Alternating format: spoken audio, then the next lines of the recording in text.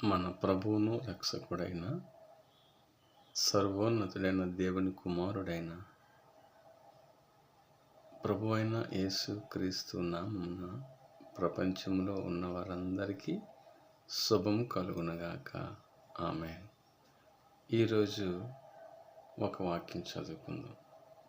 కీర్తనల గ్రంథంలోని 145వ అధ్యాయము 19వ వచనము చదువుకుందాం. 19వ వచనములో ఈ విధంగా వ్రాయబడింది. ఏమనంటే, తన యందు భయభక్తులు గలవారి కోరిక ఆయన నెరవేర్చును, వారి మొర ఆలకించి వారిని రక్షించును. ఆమేన్. దేవుడు తన యందు భయభక్తులు గలవారి కోరిక నెరవేర్చును అంటే, మీకు పరిశుద్ధ గ్రంథంలోనే ఆ నెరవేర్పు ఏంటి అనేది మీకు చెప్తాను. పరిశుద్ధ గ్రంథంలో, పాత నిబంధన గ్రంథంలో ఇశ్రాయేలీయులు ఉండేవారు. అంటే దేవుని ప్రజలు, దేవుణ్ణి ఆశ్రయించిన వారు, దేవుణ్ణి సేవించేవారు. అయితే ఆ ఇశ్రాయేలు ప్రజలు ఐగుప్తు దేశంలో ఉండేవారు. ఐగుప్తు దేశంలో ఎలా ఉండేవారంటే, ఫరో అధికారం కింద బానిసలుగా ఉండేవారు. అంటే వెట్టి చాకిరీ చేపించుకునేవారు ఐగుప్తీయులు. ఎలా అంటే, ఇటుకలు తయారు చేసేవారు. ఇటుకలు తయారు చేయడానికి కావలసిన గడ్డి కానీ ఏమైనా వాటికి సంబంధించిన వాళ్ళే తెచ్చుకుంటూ, వాళ్ళు ఎక్కువ, ఇప్పుడు రోజుకు చేసే పని కంటే ఎక్కువ చేపించి బలవంతంగా చాలా బాధ పెట్టేవారు. తన కుటుంబం వాళ్ళతో ఎంతో బాధపడేవారు. అయితే ఆ ఎట్టి చాకరీ చేసేటప్పుడు వాళ్ళ పట్ల వాళ్ళ చాకరీ, అటువంటి చాకరీ చేసినప్పుడు వారికి ఒక కోరిక ఉండేది. ఏమంటే, ఈ బానిసత్వం నుంచి మేము విడిపించబడాలి అని కోరిక వాళ్ళకు ఉండేది, ఆశ ఉండేది. అంటే ఆ ఆశ నెరవేర్చే దేవుడు ఏం చేశారంటే, తన యందు భయభక్తులు కలిగి వారు మొరపెట్టుకున్నప్పుడు ఆ మొరను ఆయన విని, పరలోకం నుంచి దేవుడు ఒక పర్వతం మీద, సీనాయి పర్వతం మీద దిగొచ్చారు. ఒక పొదలో దిగొచ్చారు.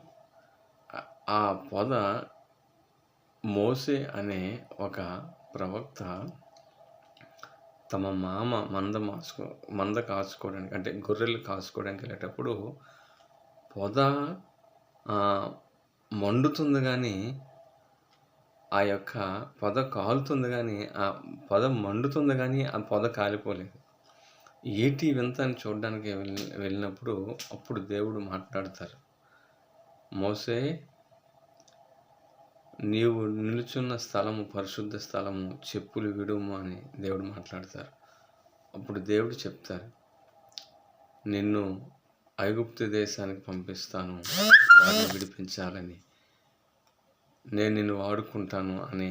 నేను నోటి మాంద్యం గలవాడిని కదా, మాట సరిగా రాదు కదా, నేను ఎలాగ వారిని ఫరో ఎదుట మాట్లాడగలంటే, నీకు తోడిచ్చి పంపిస్తాను, నీతో ఉంటాను. ఆయన ఎన్నో వాగ్దానాలు చేసి మోసేని ఏర్పాటు చేసుకొని, ఆ ఇశ్రాయేలీలు బానిసత్వములో ఉన్న ఆ కోరికను ఆయన నెరవేర్చారు. బానిసత్వం నుంచి విడిపించబడాలని వారు కోరుకునేది. ఆ కోరికను ఆయన నెరవేర్చారు. తన యందు భయభక్తులు గలవారి మొర విని ఐగుప్తు బానిసత్వం నుంచి రక్షించారు. ఈనాడు కూడా మనలో చాలా మందిలో అనేకమైన కోరికలు ఉంటాయి. అంటే అది మంచిదై ఉండాలి సుమా.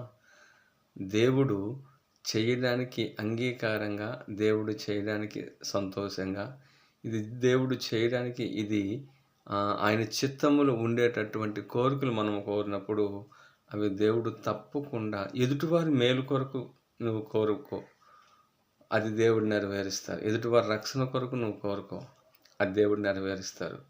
లేదా మీ కుటుంబం క్షేమం కొరకు కోరుకో, క్షేమంగా దేవుడు ఆ కోరిక నెరవేరుస్తాడు. ఒక ఉన్నతమైన స్థాయిలో ఉండాలని కోరుకో, తప్పులేదు. నీవు యెహోవా యందు భయభక్తులు కలిగి జీవించి నీవు మంచిగా ఉండాలని కోరుకో, దేవుడు నెరవేరుస్తాడు. కానీ అంటే చెడు ఆశలు, అంటే కోరికలు కోరుకోకుండా ఎదుటివారు పాడైపోవాలని ఎప్పుడు కూడా కోరుకోకూడదు. అది చాలా తప్పు అది చాలా తప్పు అనమాట. ఎదుటి మనిషి పట్ల మనము చూపించవలసినది వారి క్షేమము కలిగేటట్లుగా మనం ఏదైనా చేయాలి, కానీ ఎదుటివారు పాడైనట్లుగా మనం ఏది కూడా చేయకూడదు. అది దేవుడు నెరవేర్చే పని కాదు. కనుక దేవుని యందు ఎవరైతే భయభక్తులు కలిగి ఉంటారో వారి కోరికను దేవుడు నెరవేరుస్తారు, వారి మొర వింటారు, వారిని రక్షిస్తారు. ఈనాడు కూడా మనము ఎదుటి వాళ్ళకి క్షేమము, రక్షణ కోరుకోవాలి. మనం పాపములో ఉన్న, శాపములో ఉన్న, శ్రమల్లో, బాధల్లో, దుఃఖములో, కష్టాల్లో ఉన్న, మూర్ఖత్వంలో ఉన్న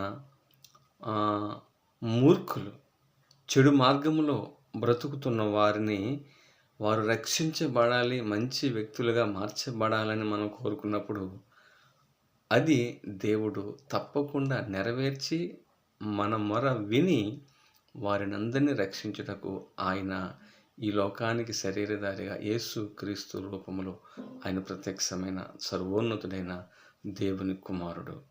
ఆ దేవుని కుమారునికి మీరు మొరపెట్టినట్లయితే తప్పక మీ కోరికను తీర్చి మిమ్మల్ని రక్షించి ప్రభువు తన పరిశుద్ధ పరలోక రాజ్యములో మనందరికీ ఆయన పరలోకమందున జీవగ్రంథములో మన పేర్లు వ్రాసి ఆ ప్రభువు రాకడలో మనమందరము కూడా ఆయనతో కలిసి పరలోకానికి వెళ్ళే ఆ గొప్ప భాగ్యాన్ని దేవుడు మనకి అనుగ్రహిస్తారు. కనుక ముఖ్యంగా గమనించవలసిన ఈ మాటలో ముఖ్యమైన ఉద్దేశం ఏంటంటే, మనము దేవుని యందు భయభక్తులు కలిగి మనము మంచి కోరికలు కోరినప్పుడు దేవుడు మన కోరికలను, మన మొరను విని ఆయన తప్పకుండా మనలను రక్షిస్తాడు. ప్రభు ఈ కొద్ది మాటలు మన వెనుకడిలో దీవించును గాక.